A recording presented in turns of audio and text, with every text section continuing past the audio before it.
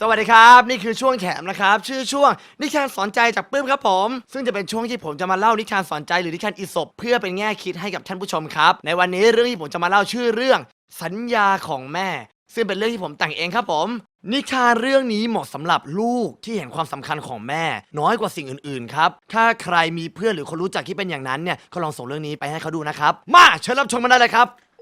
บมีบ้านหลังน้อยหลังหนึ่งที่มีสมาชิกอยู่กัน2คนประกอบไปด้วยหญิงชราใจดีผู้เป็นแม่และชายหนุ่มผู้เป็นลูกแต่อะไรหลายๆอย่างในบ้านหลังนี้ก็ไม่ค่อยราบรื่นนักลูกจ๋าวันนี้เรากินข้าวเย็นด้วยกันไหมแม่ตั้งใจจะทำของที่ลูกชอบเอาไว้ให้ลูกกินไม่ว่างกินข้าวกับแม่นะกินเมื่อไหร่ก็ได้วันนี้มีนัดกับเพื่อนไปนะแล้วชายหนุ่มก็ปิดประตูดังปั้งออกจากบ้านไปวันต่อมาลูกจ๋าวันนี้แม่ทำของโปรดของลูกเอาไว้ให้นั่งกินข้าวกับแม่ก่อนแล้วค่อยออกไปข้างนอกเถอะนะไม่ได้วันนี้มีนัดคุยงานด่วนกินกับแม่นะกินเมื่อไหร่ก็ได้ไปนะแล้วชายหนุ่มก็รีบเดินออกจากบ้านไปและในวันต่อมาลูกวันนี้แม่ไปจ่ายตลาดมาได้ของดีๆมาเต็มเลยเดี๋ยวแม่จะรีบทำของอร่อยๆให้ลูกกินข้าวกับแม่ก่อนได้ไหมลูกชายหนุ่มตวาดกลับมาโอ๊ยไม่ได้คืนนี้มีนัดกับเพื่อนต้องรีบออกแล้วแม่กินเถอะกินกับแม่เดี๋ยวกินเมื่อไหร่ก็ได้เหมือนเช่นทุกครั้งชายหนุ่มพุ่งทะยานราวกับจรวดออกจากบ้านไปและในคืนนั้นเองชายหนุ่มกลับบ้านมากลางดึกหลังจากออกไปเมาแอกับเพื่อนมาแล้วแต่พอลูกชายเปิดประตูบ้านสิ่งที่เขาเห็นก็คือโต๊ะที่มีอาหารอยู่เต็มไปหมดพร้อมแม่ที่นั่งอยู่ตรงโต๊ะอาหารรอลูกกลับมาแล้วเหรอลูกแม่ทำอาหารรอกินกับลูกเอาไว้กินอะไรสักหน่อยแล้วค่อยไปเข้านอนนะลูกด้วยความเมาและรำคาญลูกชายจึงปัดอาหารที่แม่บรรจงทำสุดฝีมือเพื่อเขาพร้อมพูดว่าโอ้ยยุ่งไม่เขาเรื่องใครใช้รอกินข้าวด้วยข้าวน่ะกินกันเมื่อไหร่ก็ได้ตอนนี้ใครจะไปกินลงอ้วกจะแตกอยู่แล้วลูกชายก็เดินเข้าห้องนอนไปทิ้งไว้แต่แม่ผู้ใจดีกับกองเศษจานและอาหารในห้องที่เงียบกริบเหตุการณ์แบบนี้ยังคงเกิดขึ้นซ้ำแล้วซ้ำเล่าและภาพที่จะเห็นอยู่ตลอดคือโต๊ะที่มีอาหารอยู่2ที่และเก้าอี้2ตัวกับหญิงชราผู้เป็นแม่นั่งกินข้าวอยู่คนเดียวจนกระทั่งวันหนึ่งลูกจ๋าวันนี้ว่างไหมเรามานั่งกินข้าวด้วยกันไหมชายหนุ่มกล่าวโอ้ยมันจะอะไรนักหนากันเรื่องกินข้าวเนี่ยทำไมไปกินกับคนอื่นไม่ได้เลยหรือไงฮะผู้เป็นแม่นิ่งเงียบและผิดหวังเหมือนทุกทีแต่ในครั้งนี้แม่ตัดสินใจจะพูดตอบลูกชายว่าแม่ก็แค่อยากมีเวลาได้กินข้าวพูดคุยกับลูกตามภาษาแม่ลูกเหมือนสมัยตอนลูกเด็กๆบ้างอยากเห็นหน้าลูกตอนกินอาหารของแม่อย่างอร่อยบ้างชีวิตแม่ตอนนี้ก็เหลือแค่ลูกเท่านั้นถ้าไม่ให้แม่กินข้าวกับลูกแล้วจะให้แม่ไปกินข้าวกับใครล่ะลูกหลังจากนั้นน้ำตาของแม่ก็เริ่มรินไหลออกมาทำให้ชายหนุ่มที่กำลังรีบร้อนจะออกไปข้างนอกต้องหยุดชะงักลงเดี๋ยววันนี้จะรีบกลับมากินด้วยรอไปก่อนแล้วกั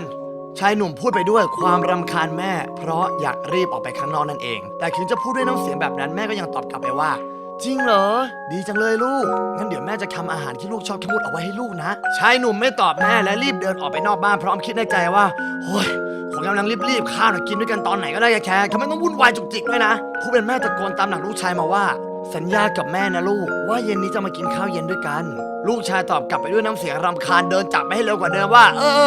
สัญญาพูดมากจังวะ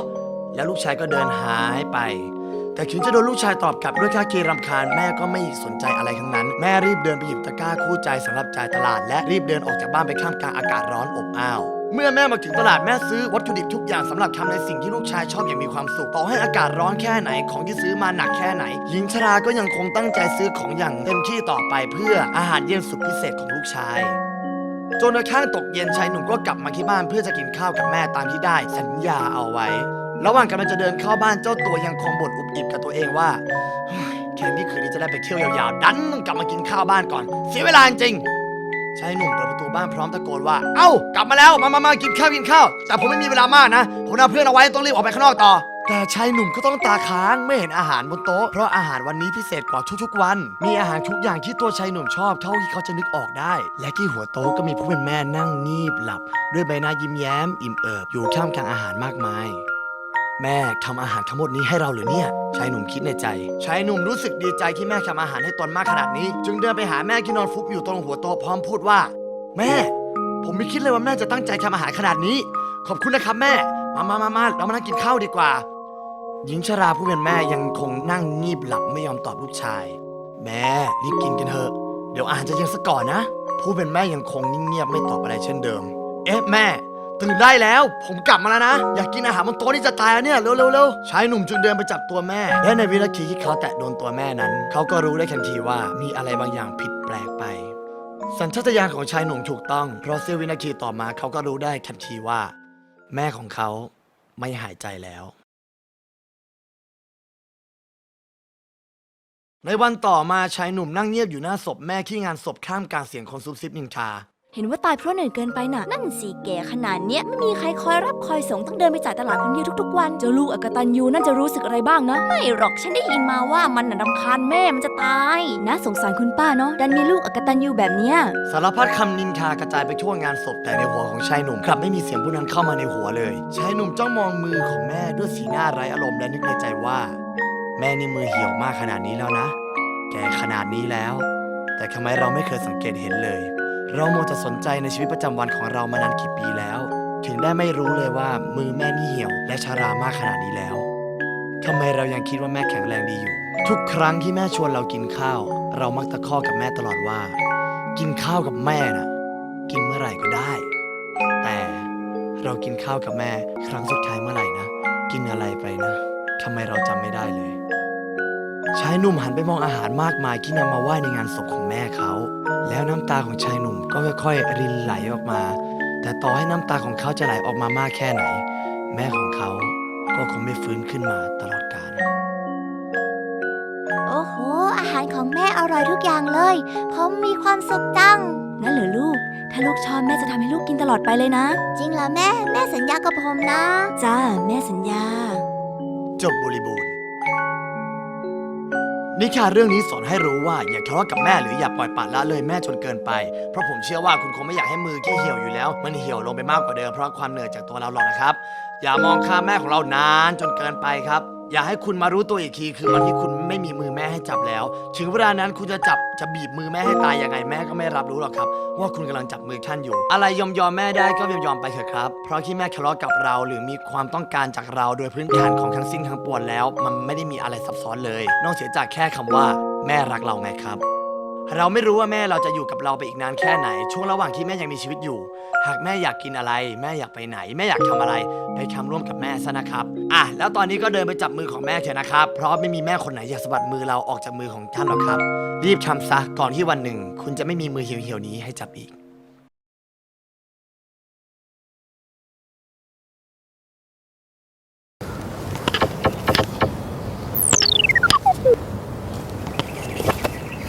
กราบนมัสการท่านพระคุณเจ้าพระอาจารย์ครับอยากจะขอให้ท่านช่วยเทศสั่งสอนพวกเราในเรื่องของความกตัญญูกตเวทีต่อพ่อแม่ครับพระอาจารย์อยากจะบอกว่าน้ำทุกหยดมีต้นน้ำครับคนทุกคนล้วนมีที่มาในชีวิตของเราในสิ่งที่มีค่าที่สุดคือตัวชีวิตใช่ไหมครับเพราะว่าชีวิตเนี่ยเราไม่สามารถเดินไปในห้างสรรพสินค้าแล้วบอกว่าไปซื้อชีวิตมาสักกระป๋องหนึ่งสิมันไม่มีนะสิ่งที่สูงค่าที่สุดในชีวิตก็คือตัวชีวิตเองใครให้มาพ่อของเราแม่ของเราฉะนั้นเราเป็นหนี้บุญคุณพ่อของเราคุณแม่ของเราก่อนที่เราจะดีกับคนทั้งโลกกลับมาดีกับคนที่ให้ชีวิตเรามาก่อน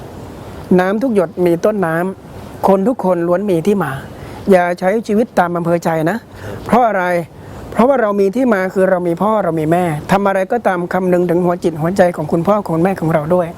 ถ้าเราคำนึงอยู่เสมอว่าน้ำทุกหยดล้วนมีต้นน้ำคนทุกคนล้วนมีที่มาเราจะไม่กล้าทำให้พ่อแม่ของเราน้ำตาตกใครก็ตามที่กตัญญูรู้คุณคนคนนั้นมีโอกาสที่จะมีความสุขมีความเจริญสูงมากเพราะอะไรเพราะว่าถ้าเขายังไม่กตัญญูต่อคนใกล้ก็ยากมากที่เขาจะไปทำดีต่อคนไกลพุทธศาสนาจึงบอกว่าถ้าคุณอยากจะดูคนดีนะไปดูที่ความกตัญญูรู้คุณท่านบอกว่าความกตัญญูกตเวทีนั้นเป็นเครื่องหมายของคนดีถ้าคุณกตัญญูซะอย่างเดียวแล้วเนี่ยความดีอื่นๆก็จะมากองอยู่ที่คุณแต่ถ้าคุณธรรมพื้นฐานที่สุดคุณยังไม่มีเลยแสดงว่าคุณเป็นบุคคลที่อันตรายมากฉะนั้นก็ขอฝากน้องๆว่าก่อนจะดีกับคนทั้งโลกกลับมาดีกับคนใกล้เราที่สุดคือมารดาบิดาของเรานั่นเอง